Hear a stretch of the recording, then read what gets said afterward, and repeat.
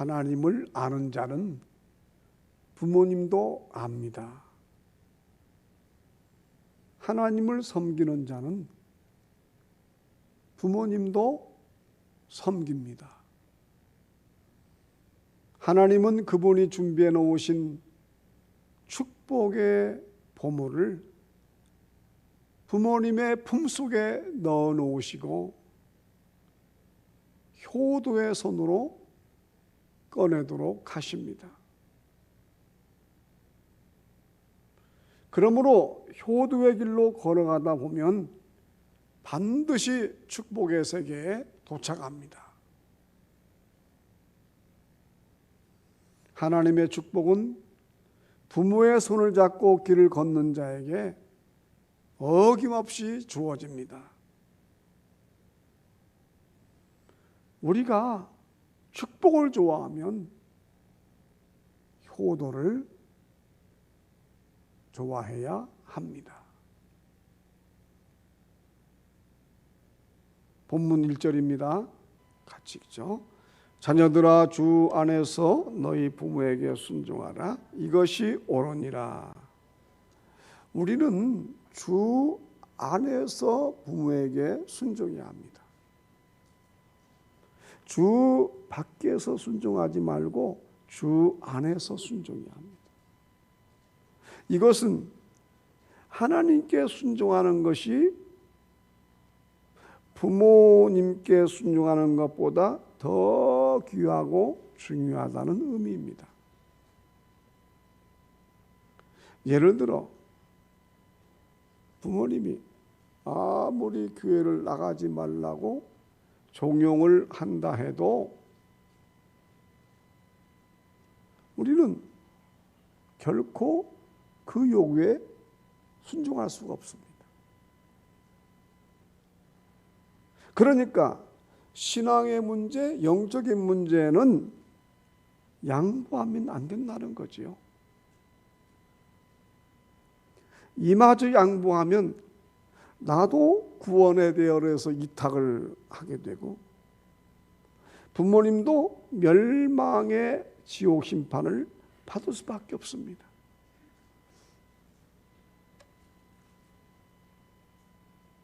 결국 부모님께 효도를 하려고 하다가 부모님께 불효를 하고 마는 거예요. 예컨대 부모님이 이런 말씀을 했다고 가정합시다. 내가 살아있는 때까지는 교회 가지 말고 내가 죽은 다음에 교회에 가거라. 그래서 신앙생활을 중단하면 부모님을 지옥에 보내드리고 훗날 나만 천국에 가겠다는 겁니까? 훗날 교회 나와서 나만 천국 가겠다는 거예요? 부모님도 천국에 가게 해드려야죠. 예수님께로 이끌어야죠.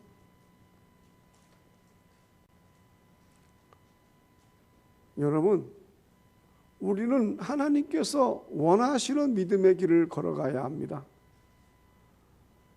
오히려 영적인 문제는 절대 양보하지 말고 부모님보다 더 높으신 하나님을 섬겨 부모님을 하나님께로 이끄는 것이 참된 효도라는 것입니다. 우리는 부모님께 순종하되 주 안에서 순종해야 합니다. 주 밖으로 나간 부모님의 요구는 들어드리지 않는 것이 효도입니다. 부모님을 주 안으로 들어오게 해야죠. 그게 참된 효도지요. 우리의 효도 모델은 가장 먼저 예수님의 모습에서 찾을 수 있습니다. 누가복음 2장 51절에 말씀합니다. 우리 또 읽겠습니다. 예수께서 함께 내려가사 나사렛에 이르러 순종하여 받드시더라. 그 어머니는 이 모든 말을 마음에 두니라. 아멘. 여기서 받드시더라라는 말은 헬라 원어로 히포타소입니다. 히포타스는 순종과 연계된 단어이고 타소는 기본 동사의 연장형입니다. 결국 순종은 받드는 데까지 가야 한다는 거예요.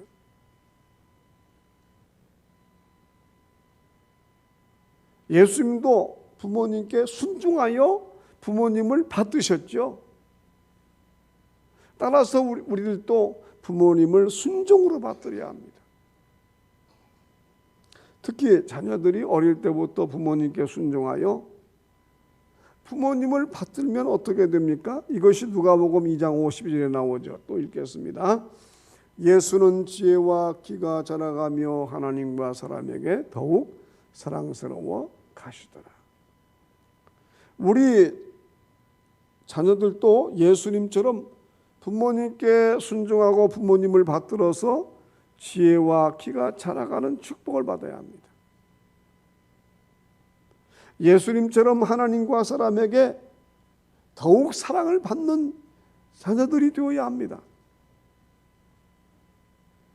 본문 2절 3절입니다. 읽습니다. 내 아버지와 어머니를 공경하라. 이것은 약속 있는 첫 계명이니 이로써 내가 잘되고 땅에서 장수하리라. 아멘.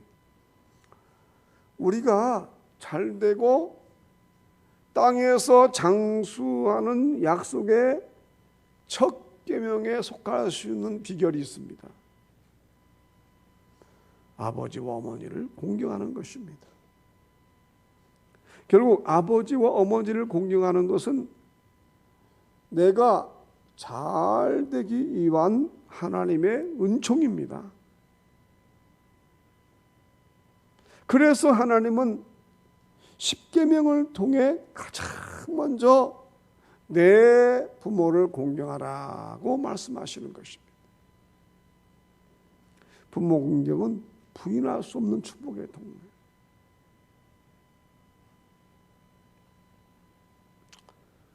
레오폴드 쇠퍼라는 사람이 이런 말을 했습니다. 이 땅에서 아내보다 더 훌륭한 사람은 오직 어머니밖에 없다. 의미 있는 얘기죠. 이 세상에서 나에게 가장 훌륭하고 나를 가장 사랑하는 존재는 나의 어머니라는 거예요. 누가 부인하겠어요? 제2차 세계대전을 승리로 이끈 윈스턴 처칠이 세계적인 인물로 부상했을 때 영국의 한 신문사가 유치원부터 대학까지 처칠을 가르친 교사들을 전수조사해서 위대한 스승이라는 제목으로 특집 기사를 실었습니다. 그 기사를 읽은 처칠은 신문사에 자신의 마음을 담은 짤막한 편지 한 통을 보냈습니다. 이 신문사에서는 나의 가장 위대한 스승을 찾아내지 못했습니다. 나의 가장 위대한 스승은 어머니이십니다. 어머니는 제 인생의 나침반이었습니다.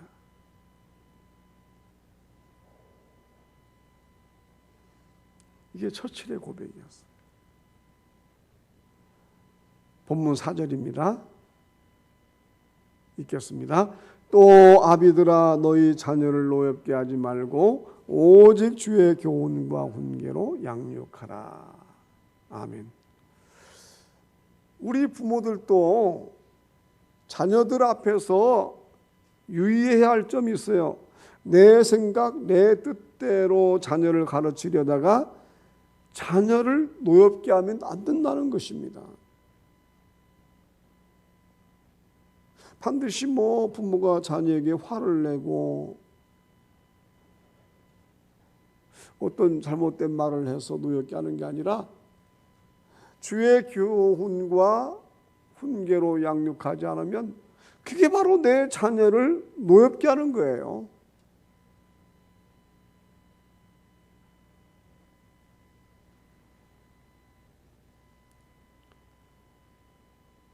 여러분, 이렇게 되면 우리 자녀의 영혼은 도탄에 빠지게 되죠. 구원받지 못하여 노하게 될 것입니다. 오직 주의 교양과 훈계로 자녀를 양육해야 합니다. 주의 교양과 훈계로 자녀를 기른다면 반드시 내 자녀가 효도하는 자녀가 될 것입니다. 그렇게 가르쳐. 하나님 말씀은 절대 진리잖아요. 변하지 않잖아요. 과거의 효도 개념이나 현재 효도 개념이 똑같잖아요. 그러나 세상의 시류는 그렇잖아요. 현재의 효도 개념과 과거의 효도 개념이 많이 달라요. 그러니까 자녀가 부모를 대하는 태도가 달라지는 거예요. 오직 주와 교양과 훈계 하나님 말씀으로 가르쳐야만 내 자녀가 변함없이 나에게 효도하는 거예요.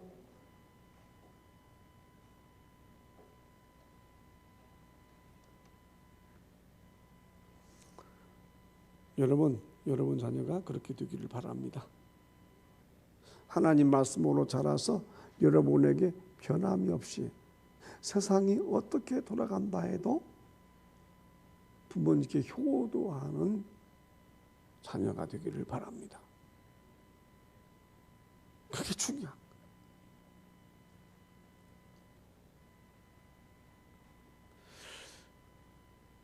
대구에 가면 대구 동식교회라고 있죠.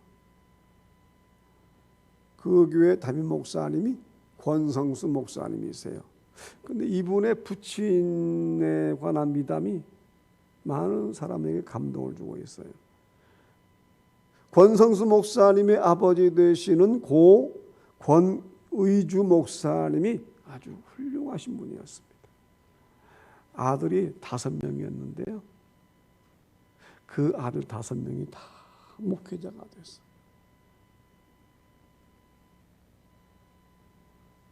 그리고 다 박사가 되었어요. 아들 권성수 총신대학원 교수님은 제 스승이시기도 합니다. 미국 웨스트민스터 신학교에 유학해서 신학학 박사학위를 받기도 하셨어요. 아버지는 자녀들에게 철저하게 신앙교육을 시켰다는 거예요. 큰아들이 초등학교 시절부터 새벽 예배를 드리겠대요.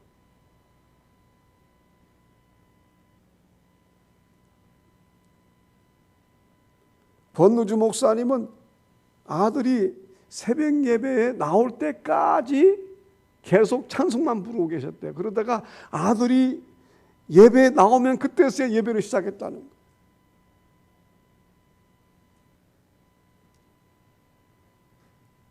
아버지가 목회를 하시면서 하루에 6시간, 8시간까지 기도를 하셨답니다. 아들들은 이것을 보고 기도가 아니면 목회를 할 수가 없다는 사실을 깨달아서 지금도 열심히 기도하면서 목회한다는 거예요.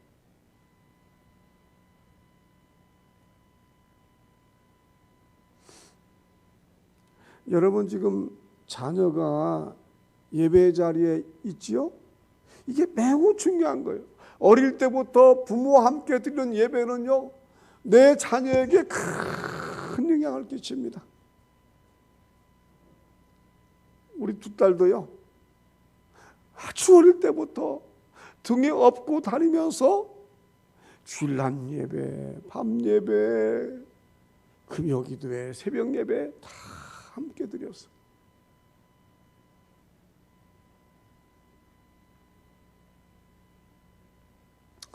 여러분 자녀가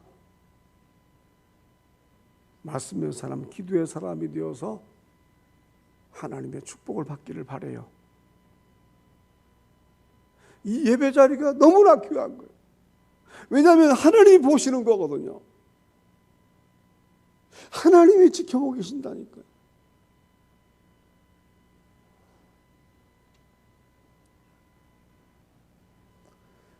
그래서 권성수 목사님 아버지는 자녀들에게 항상 성경교육을 가르치며 신앙교육을 시키셨어요. 그 결과 5 아들이 있다고 그랬죠. 권성묵, 권성수, 권성호, 권성대, 권성달 5형제가 모두 목회자가 되었어요. 하나같이 목회를 잘하고 있어요. 하나님께서는 자녀를 향한 부모의 신앙교육을 보시고 그에 합당한 은혜를 베풀어 주십니다. 믿으세요. 자녀는요, 부모를 보고 자라는 거예요.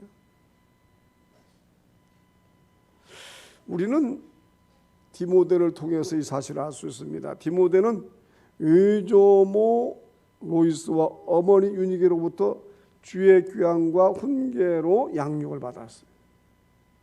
결국 디모데도 일찍 주의 귀환과 훈계로 자라서 훌륭한 목회자가 되었어요. 사도 바울이 가장 사랑하는 믿음의 아들이 디모데였어요. 사도 바울은 영적인 면에서 아주 철저하고 단호한 사람이에요. 그는 신약 성경의 많은 부분을 기록할 만큼 위대한 사도였어요. 이런 바울이 디모데를 아들로 여기고 사랑하며 신뢰합니다. 아들로 여길 정도로 디모데가 훌륭한 목회자였어요. 이 모두가 외할머니와 어머니로부터 아름다운 신앙교육을 받았기 때문에 결국 디모데는 성경에 기록되었죠. 기독교 역사 이래로 계속 그리스도인의 칭송을 받는 인물이 되었습니다. 예배 자리에 있는 우리 자녀들이 모두 이런 은혜와 축복을 받기를 바랍니다. 오직 주의 귀환과 훈계 성경이 내 자녀를 이렇게 만들어가는 거예요. 우리 자녀들이 성경의 손을 붙잡고 축복의 세계로 들어가기를 원합니다. 그렇게 될 줄 믿습니다.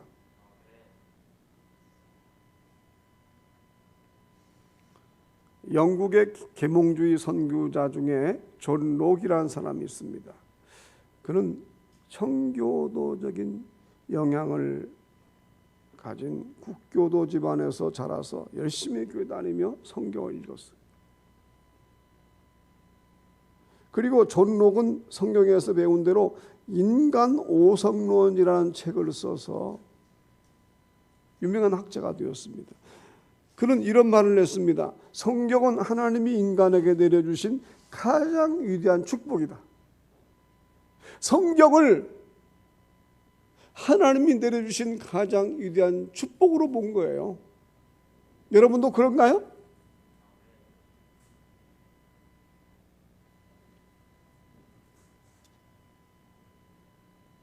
그래서 성경은 부족한 것이 하나도 없다고 얘기한 것입니다. 이 얘기는 무슨 뜻입니까? 성경 자체가 바로 복이라는 것입니다. 그러니까 성경을 들고 다니는 것은 하나님의 축복을 들고 다니는 거예요. 단순한 성경책이 아니에요. 하나님의 축복을 들고 다니는 것입니다. 여러분, 그게 싫은가요? 아니잖아요. 여호수아 1장 8절입니다. 같이 읽겠습니다. 이 율법책을 내 입에서 떠나지 말게 하며 주야로 그것을 묵상하여 그 안에 기록된 대로 다 지켜 행하라. 그리하면 내 길이 평탄하게 될 것이며 내가 형통하리라. 우리가 형통하게 되는 비결이 어디에 있습니까? 성경을 나의 입에서 떠나지 않게 하는 것입니다. 하나님 말씀이잖아요.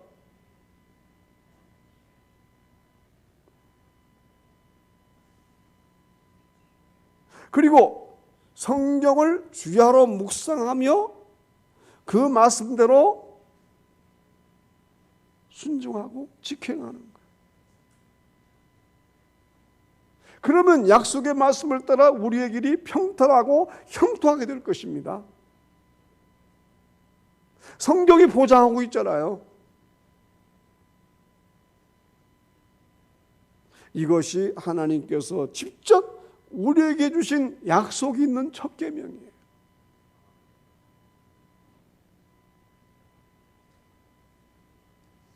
우리 교회에서 성도님들에게 매주 화수목 금요일에 말씀을 보내고 있죠. 저는 하나님께서 성경을 중요시 여기는 우리 교회를 매우 기뻐하신다고 생각합니다. 성도들이 이를 통해 계속 말씀을 가까이 하면 하나님은 분명히 여호수아 1장 8절의 말씀대로 가정마다 평탄하고 형통하게 이끌어 주실 것을 저는 믿습니다.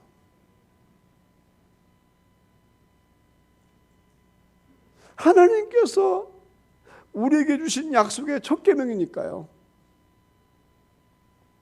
여러분, 나를 믿지 말고 하나님의 말씀을 믿으십시오. 문제는 하나님 말씀보다 나를 더 믿으니까 발생하는 거예요.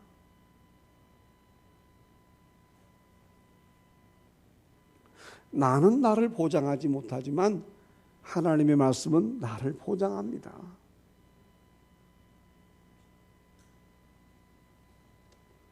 저도 일평생 기도와 더불어 끊임없이 하나님의 말씀을 묵상해 왔습니다. 그래서 약속의 말씀이 보장하는 특별한 기적의 삶을 살고 있어요. 여러분, 제가 어떤 기적의 삶을 살아왔는지는 여러분들이 아마 잘 알고 계실 것입니다. 우리 교회가 어떻게 생겼고 어떻게 진행되어 왔고 어떻게 병고침 맞고 지금 어떤 사역을 하고 있는지 여러분이 잘 알고 계실 거예요. 그야말로 기적의 기적이 이루어진 거예요. 그게 어디서 왔냐? 끊임없이 하나님 말씀을 묵상하고 말씀대로 살려고 애쓴 결과예요. 제가 부족한 점도 많지만은 하나님은 말씀으로 제 앞길을 이끌어 가시는 거예요. 여러분도 반드시 그렇게 됩니다. 말씀이 보장하는 축복을 받아 누리십시오. 기도하시기 바랍니다. 그리고 하나님의 축복은 반드시 고난을 동반합니다. 고난 없이 주어지는 축복은 없어요. 여러분, 고난이 오면 감사하세요.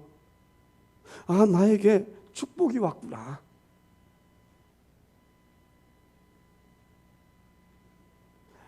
욥의 고백대로 고난을 거친 자가 순금 인생이 됩니다. 말씀이잖아요. 이제 우리 교회는 이 지역 아파트 개발에 맞춰서 또다시 크게 부흥하는 교회가 될 것입니다. 제 개인적인 마음의 확신으로 이런 이야기를 하는 게 아니에요. 하나님께서 내 입을 크게 열면은 내가 채워주시겠다는 약속의 말씀을 주셨기 때문에 감히 선포할 수가 있어요. 말씀을 믿기 때문이에요. 말씀을 믿을 뿐만 아니라 말씀대로 순종하고 말씀을 지켜 행하며 살려고 애쓸 때에 하나님이 그 약속을 이루어 가시는 거예요. 지금까지 말씀을 이루어 주신 하나님은 앞으로도 이루어 가실 거예요. 하나님은 틀림없는 분입니다. 하나님은요, 한 사람 한 사람 또 한 교회 한 교회를 정확하게 꿰뚫어 보시는 분입니다.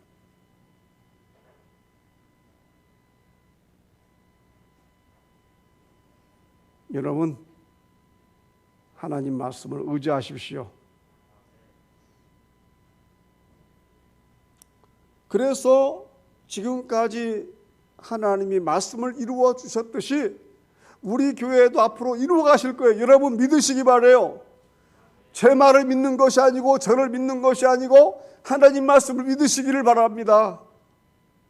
하나님 말씀은 틀림이 없다니까요. 여러분 말씀의 길을 걸어가세요.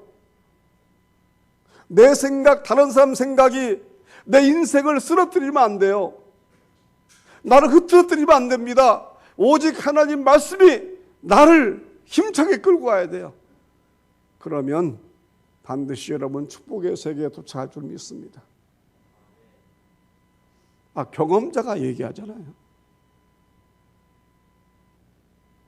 부탁합니다. 여러분의 신앙생활과 가정의 장래를 약속의 말씀에 붙잡아 외워놓기를 바랍니다. 가능한 대로 가족들이 한 자리에 모여서 5분 영혼의 양식 말씀을 묵상하며 하나님의 인도를 기대하시면 더 좋을 것 같아요. 우리가 말씀을 사랑하면 하나님은 우리를 사랑하십니다. 말씀을 사랑하는 것이 하나님을 사랑하는 거예요. 시편 112편 1절에서 3절입니다. 읽습니다. 할렐루야. 여호와를 경외하며 그의 계명을 크게 즐거워하는 자는 복이 있도다. 그의 후손이 땅에서 강성하며 정직한 자들의 후손에게 복이 있으리로다. 부와 재물이 그의 집에 있으며 그의 공의가 영구히 서 있으리로다. 여러분 부탁합니다. 하나님의 계명을 크게 즐거워하는 가정이 되십시오. 아멘. 그러면 복이 있습니다. 그뿐 아니라 후손이 땅에서 강성합니다. 말씀대로 정직하게 살면 후손들에게 복이 있습니다. 여러분 말씀대로 정직하게 사십시오. 말씀이 보장하잖아요. 내 후손들에게 복을 주겠다고 말씀하잖아요.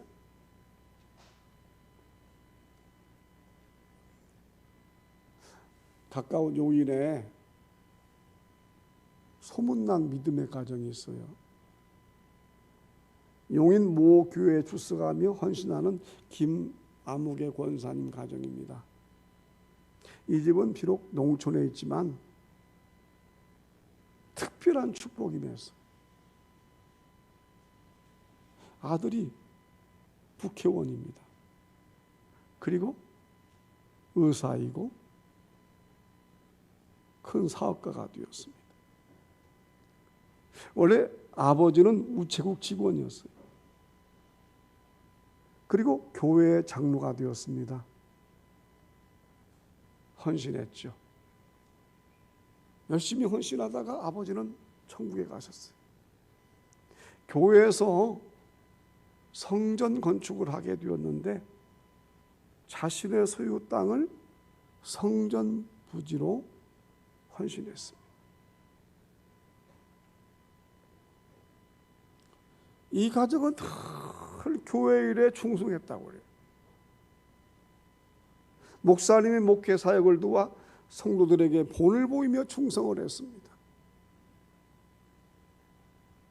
그리고 자녀들이 모두 효자 효녀라고 그래요.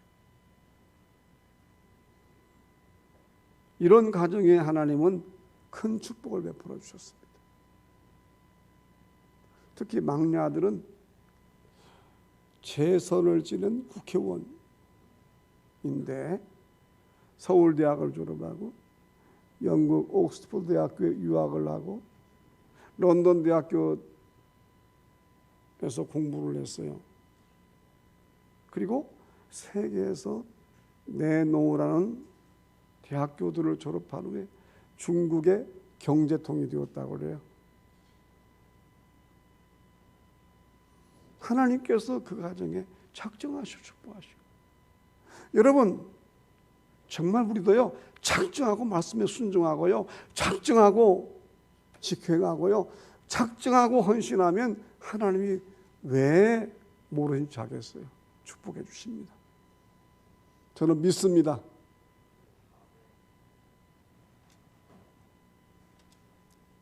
우리에게는요, 환경이 중요한 게 아닙니다. 하나님의 말씀이 중요하죠.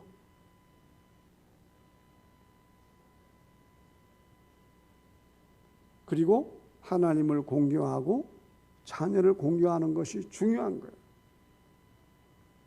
말씀이 중요하고 기도가 중요하고 헌신이 중요합니다. 간절히 부탁드립니다. 오직 하나님 말씀에 순종하십시오. 하나님의 말씀에 순종하여 부모를 공경하십시오. 그리고 내 자녀도 부모를 공경하는 자녀가 되기를 바랍니다. 그렇게 또 가르쳐야죠. 그래야 내 자녀가 축복을 받죠.